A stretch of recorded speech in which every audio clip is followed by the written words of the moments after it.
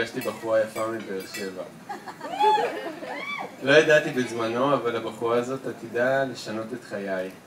פגשתי מישהי שגיליתי בהמשך להיות אישה מוסרית, טובת לב, חמה, חכמה, מצחיקה, סוגריים אפילו מאוד, ואוהבת.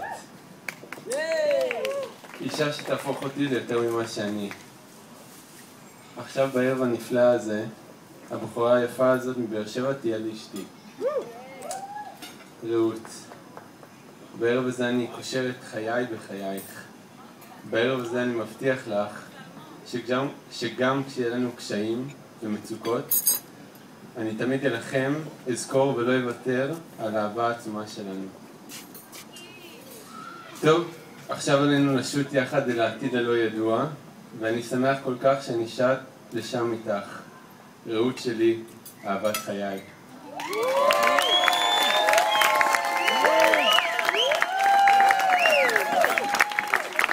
עכשיו תורך, נראה אותך יותר טוב מזה.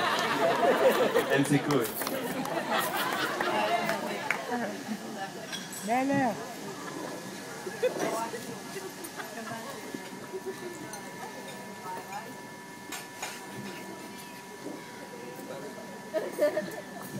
עידן אהוב שלי יקר. הלילה אנחנו פותחים פרק חדש בחיים המשותפים שלנו. עברנו דרך ארוכה ביחד שבה למדנו להכיר אחד את השני בצורה אינטימית והכנה ביותר. אני מרגישה גאה ומבורכת על שזכיתי בגבר נפלא כמוך. בגבר שתומך, מקשיב, דוחף ומעל הכל אוהב.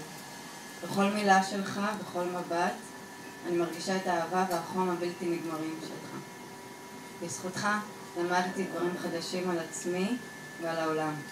בזכותך גם הבנתי שאני מצחיקה, ואני מבטיחה להמשיך ולעשות לך פרצופים שיצחיקו אותך לעוד הרבה שנים. עידן אהובי, אני מאחלת לנו שנמשיך לצמוח ולהתפתח, שנמשיך לתמוך ולחזק, לתת את המילה הטובה והחיבוק החם. אני מאחלת לנו שככה נמשיך לאהוב לעוד שנים ארוכות. שלך פוצ'קה.